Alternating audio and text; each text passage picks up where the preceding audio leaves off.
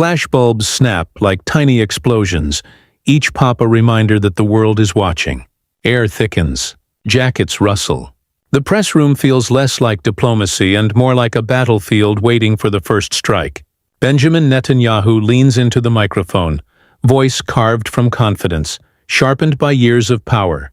He questions Britain's loyalty, its strength, its moral backbone, as if a sovereign nation were a subordinate being scolded in public view. Silence falls, heavy, stunned.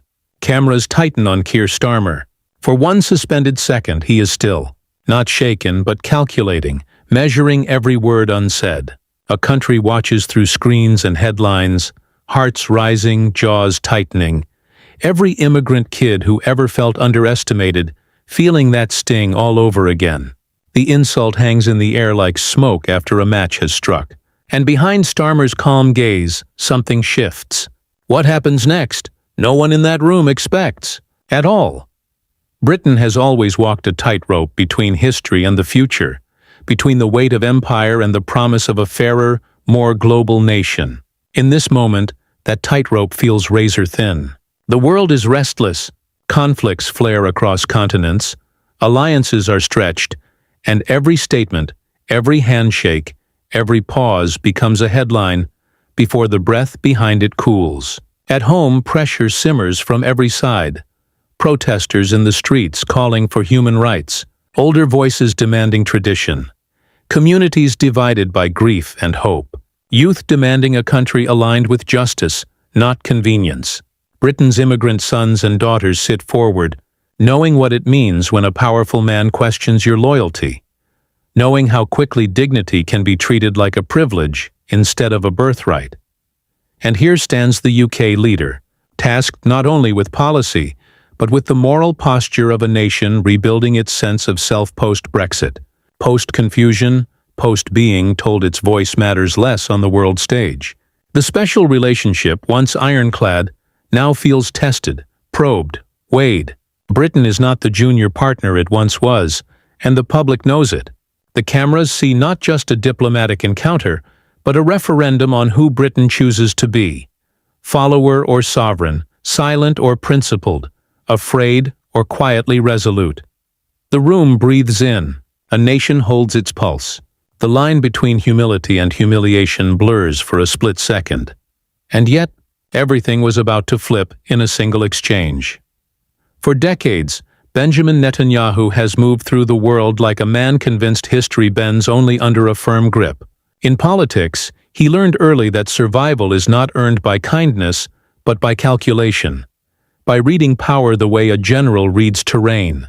He rose through the ranks with a doctrine carved from conflict and security, each victory reinforcing the belief that only strength commands respect, and only certainty prevents downfall. To supporters, he is decisive, unwavering, a defender in a dangerous neighborhood. To critics, he has mastered a sharper game. Alliances as leverage, pressure as diplomacy, morality weighed against strategy, always keeping opponents just off balance. He projects the energy of a man who has sat at the table long enough to believe he owns the table itself. This persona, half strategist, half myth, travels with him into every room. When he speaks, there is the cadence of someone accustomed to obedience, to nods, to deference. It is not simply confidence, it is expectation.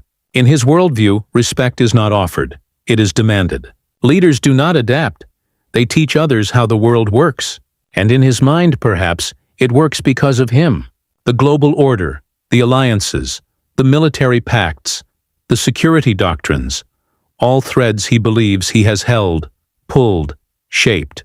A voice forged by wars, polished by American television studios, reinforced by decades at podiums and crisis tables.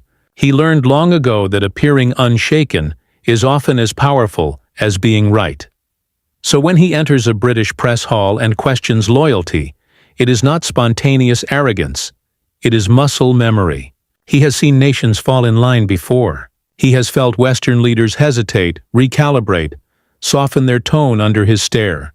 To him, this is not disrespect. It is maintaining the world as he helped sculpt it. And in that sculpted world, Britain has been a partner. one expected to nod, to align, to reinforce the global balance he believes protects his nation, and, by extension, the order itself. In that worldview, dissent feels like betrayal, nuance like weakness. A polite disagreement becomes a strategic threat. Cooperation is fellowship. Hesitation is challenge. But politics has shifted. The world no longer moves at the pace of diplomatic whispers and closed-door deals. Screens capture every micro-expression, every syllable. Movements rise from a single clip. Leaders are judged not only by allies, but by the global public, by young voices refusing to inherit old unexamined loyalties. And here, in this moment, the question hangs heavy. Is Britain a sovereign partner, or simply another piece in someone else's game? A new generation watches, unwilling to accept a future where dignity bows to legacy, where national identity can be spoken down to because of past alliances and historical debts. Power believes it knows the script, but arrogance has a price, especially when the world is watching. Before cameras, titles and briefing folders stacked like armor. Keir Starmer was a boy growing up in a modest home where dignity wasn't preached. It was practiced. A mother who battled illness with quiet grit. A father who worked with his hands and spoke little, believing integrity didn't need volume. In those small rooms with their ordinary walls and extraordinary lessons, he learned that respect is earned by showing up, not by demanding deference. He learned that real strength whispers. It does not bark. While others dreamed of spotlight, he learned to value service. Not heroism, not performance, service. To stand for people who rarely had someone standing for them. That instinct carried him into law, not as a stepping stone but as a shield for the vulnerable.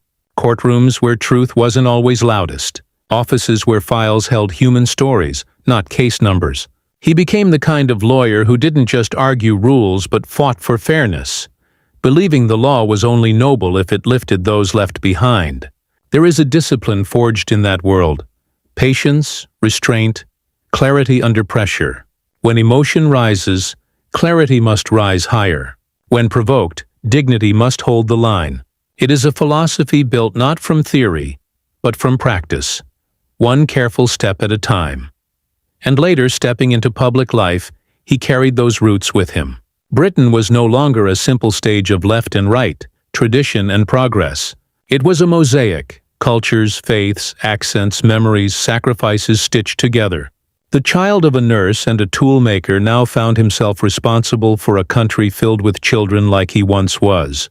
Hard-working homes, immigrant families, quiet strivers, young dreamers, people who don't ask to be louder, they just ask to be seen.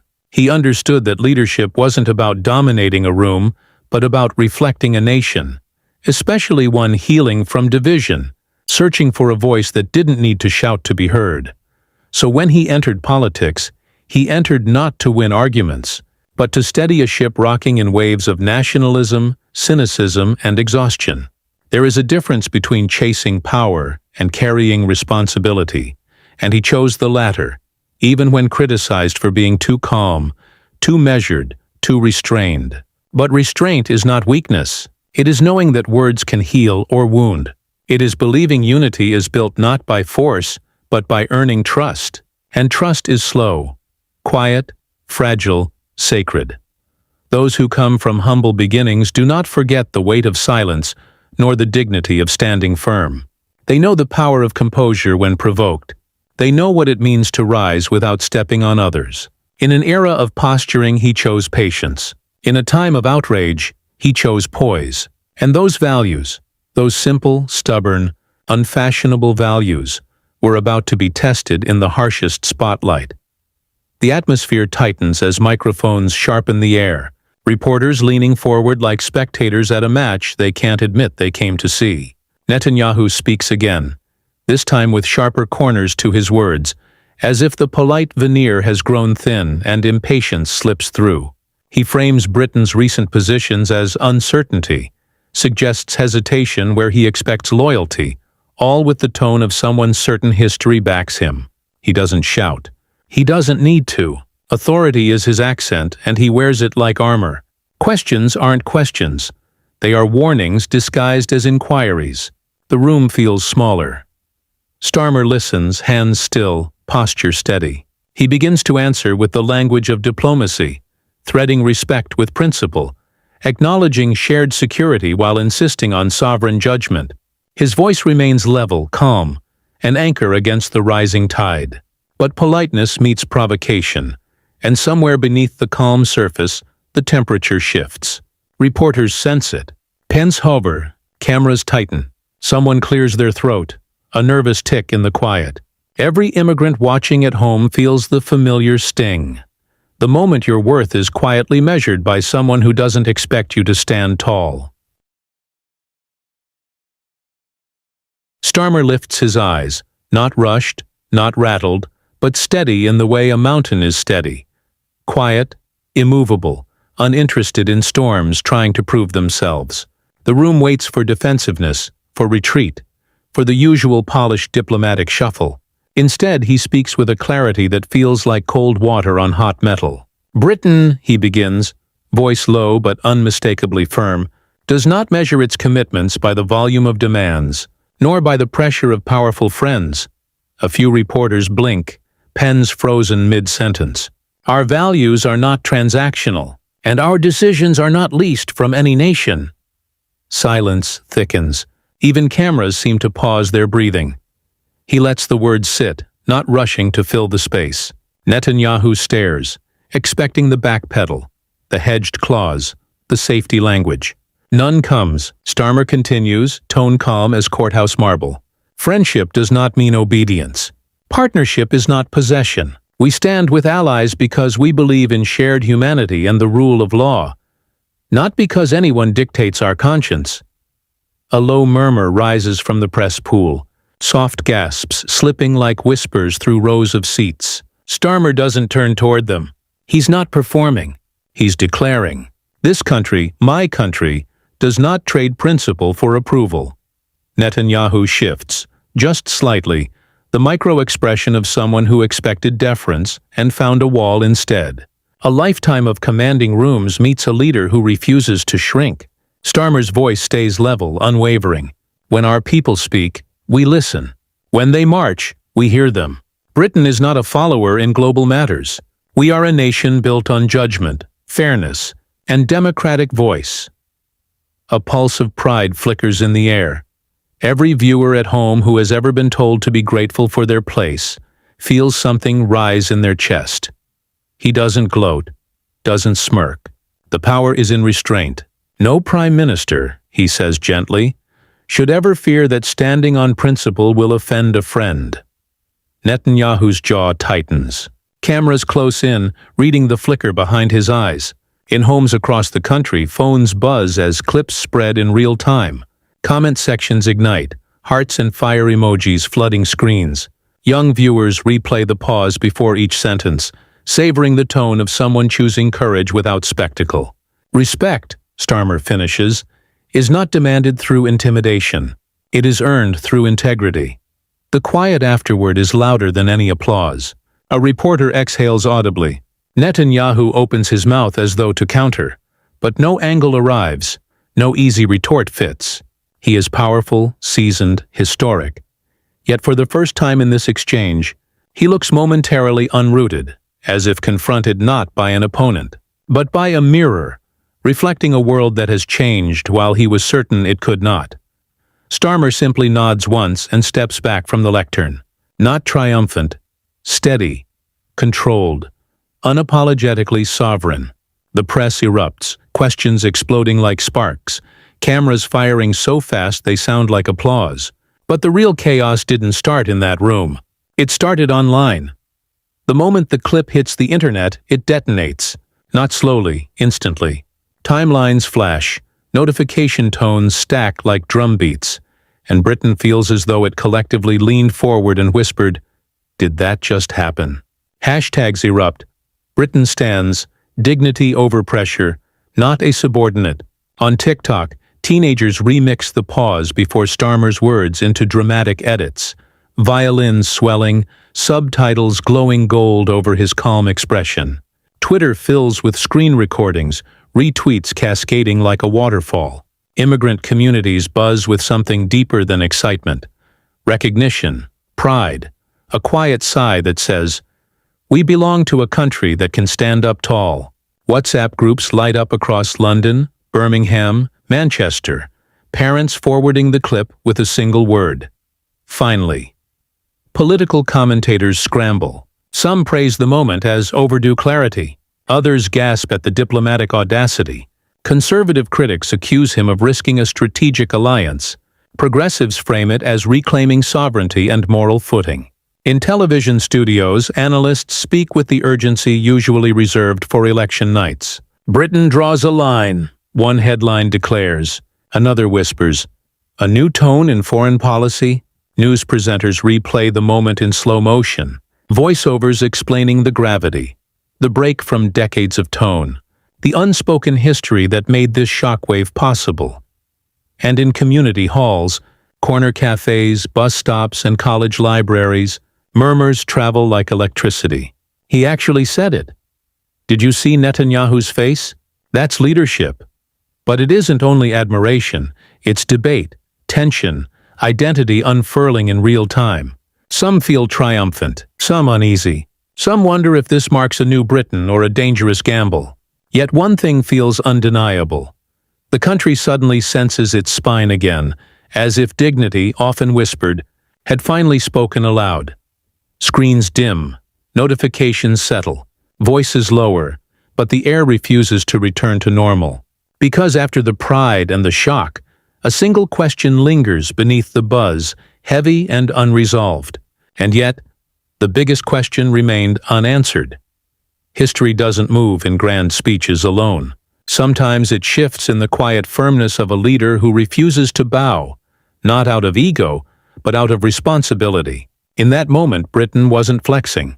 It wasn't posturing. It was simply remembering who it is when it chooses principle over pressure, dignity over dominance, partnership over obedience. Because true allies don't kneel. They stand shoulder to shoulder, even when voices rise and tempers sharpen. Leadership isn't the loudest voice in the room. It isn't the one demanding loyalty. Real leadership listens first, and speaks only when it has something worth saying.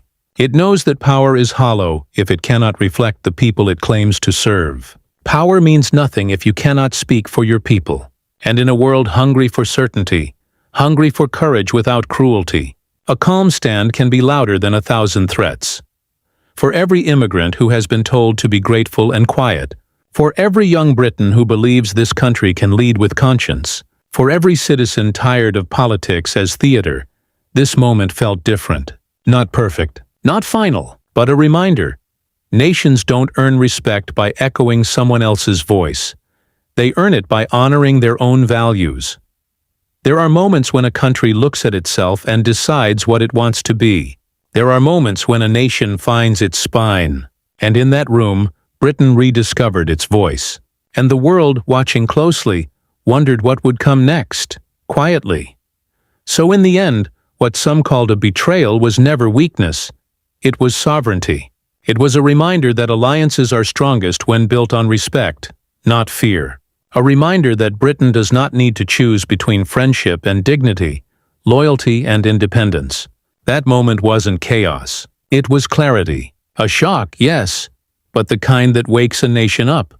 Because in the face of pressure, Britain didn't fold. It stood tall. And sometimes the most powerful answer isn't anger or volume, but calm conviction. That's not just politics, that's identity. And now the conversation doesn't end here. It begins with you. If you believe dignity matters, if you believe nations should speak for themselves, if you believe ordinary people deserve a voice in global moments, then don't just watch history. Join it. Add your voice in the comments. Share this story. Subscribe so you stay part of a community that stands for truth, humanity, and pride in who we are and who we can become. This isn't just a channel. It's a movement for those who rise, not bow, because history remembers the ones who stood, not the ones who bowed.